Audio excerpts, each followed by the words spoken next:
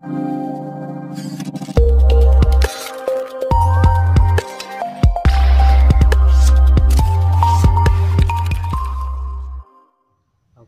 assalamualaikum warahmatullahi wabarakatuh. Jumpa lagi bersama saya di channel APS Madiun. Oke bos, kali ini saya akan membuat tutorial gimana caranya memasang passer. Mau tahu gimana caranya? Kita memakai senapan, senapan biasa kayak gini. Larasnya tetap laras standar, laras ulet. Banyak dari kita yang belum tahu ya gimana caranya masang buat passer. Kadang-kadang hal sepele seperti ini banyak dari kita yang belum tahu. Kok biasanya pelurunya kok nggak mau meluncur tuh gimana, nggak mau melontar tuh gimana. Semua itu ada caranya. Kalau buat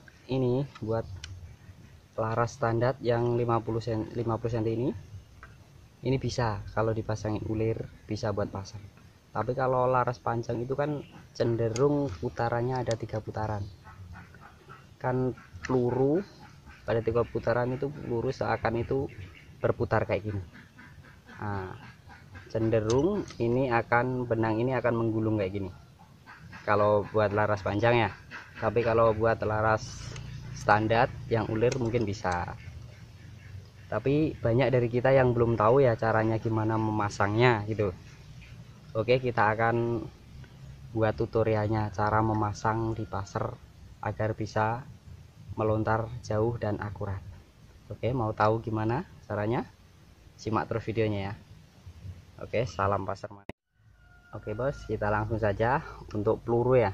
Peluru ini saya memakai peluru panjang 13 cm, memakai 2 rok buat laras 4,5 ya.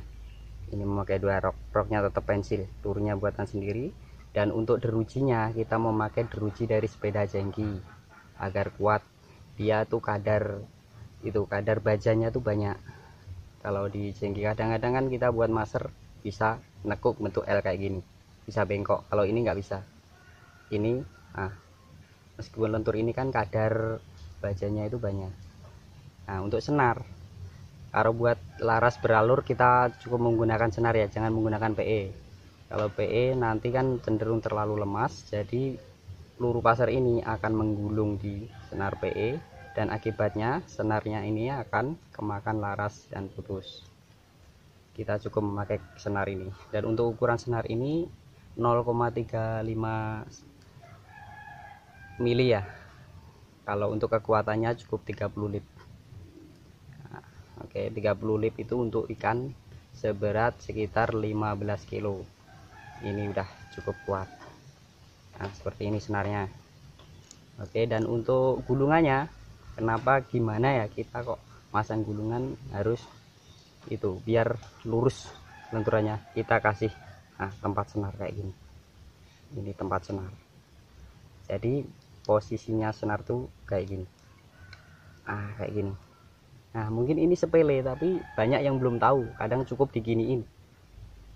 Lontarannya tidak akan akurat kalau dikasih tempat senar seperti ini, dikasih lubang dikit seperti ini ya, buat tempat senar untuk meluruskan masuk ke alurnya laras yang beralur tadi. Dan untuk ini sudah paham ya, dikasih tempat senar kayak gini untuk meluruskan. Dan usahakan masuk ke dalam laras itu senar harus tetap kenceng ya, jangan sampai bengkok-bengkok kayak gini. Kalau bengkok-bengkok nanti akan kemakan alur laras dan mengakibatkan senar ini akan putus.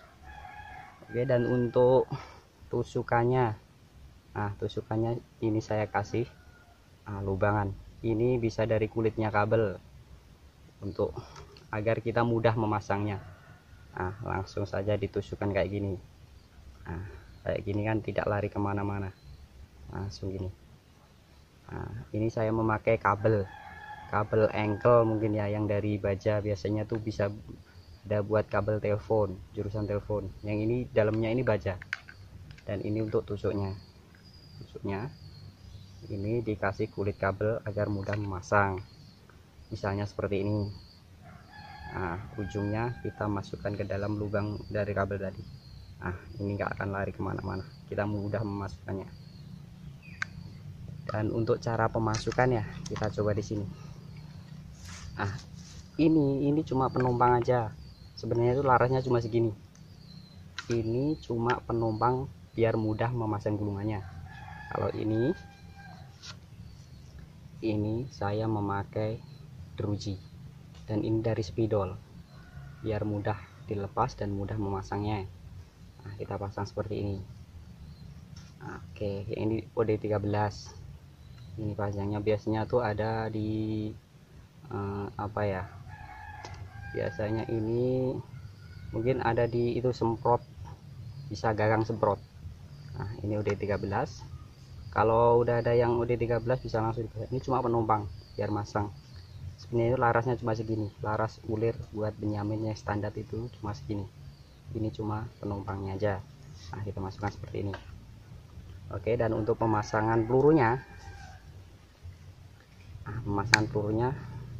ini ya, perhatikan. Nah, untuk pemasangan pelurunya tadi kita, nah, kalau dikasih rombong kayak gini agak sulit ya, soalnya agak dalam, itunya harus tepat. Nah, kalau udah kayak gini, ini tujuannya kulit dari kabel ini kita masukkan di ujungnya biar mudah masukannya ya. Nah, seperti ini. Nah, oke, ini sampai mentok ya, usahakan sampai mentok. Oke, ini saya kasih benang merah ini, nanti kalau jatuh kan gampang ketemunya. Buat pemasangan benang ya, kalau ini misalnya kayak gini kok masih kendor, kita bisa naikin. Nah, naikin seperti ini. Nah, dibalik. Oke.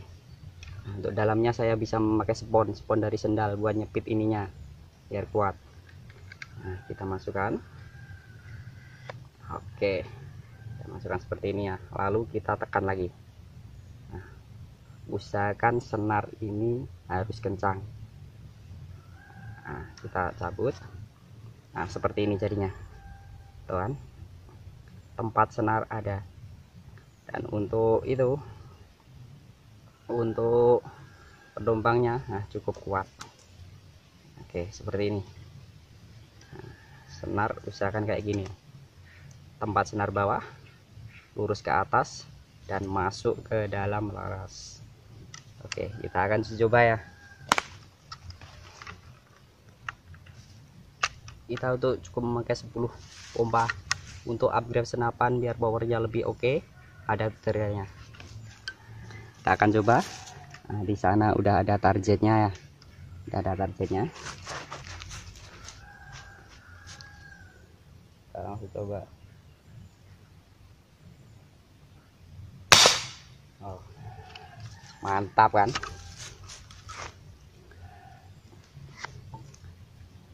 Kita gulung dulu, pasti kena, pasti akurat kok. Mudah sebenarnya itu pakai pasir itu, kalau buat yang itu yang standar, tuh kan, langsung tepat sasaran.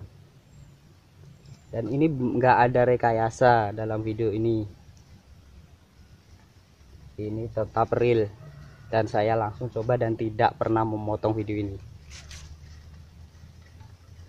Buat para pemula hal sepele seperti ini mungkin itu ya, mungkin belum pada tahu. Kalau buat pemula mungkin sangatlah, tuh kan, tepat sasaran, tuh, tepat sasaran, mantap kan.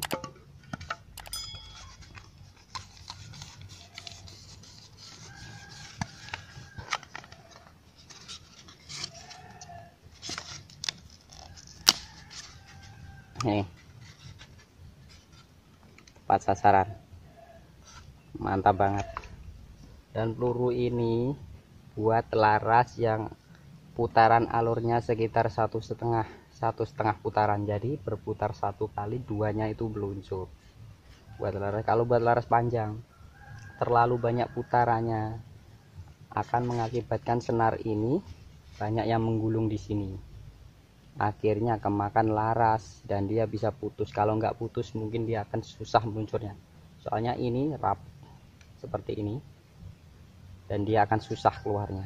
Nah, modelnya seperti ini, menggulung kayak gini kalau terlalu banyak putaran pada laras ya. Kalau buat laras panjang sebaiknya itu diganti sama laras polos aja.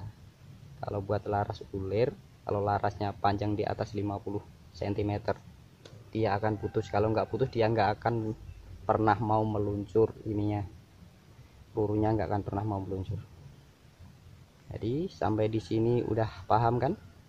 Biarpun hal sepele kayak gini, dikasih tempat senar kayak gini tuh belum banyak yang tahu. Kalau mungkin kalau udah pemaser, udah terlalu sering, mungkin udah paham ya, udah gitu, dimana udah hafal harus dikasih tempat buat senarnya, tempat buat benangnya.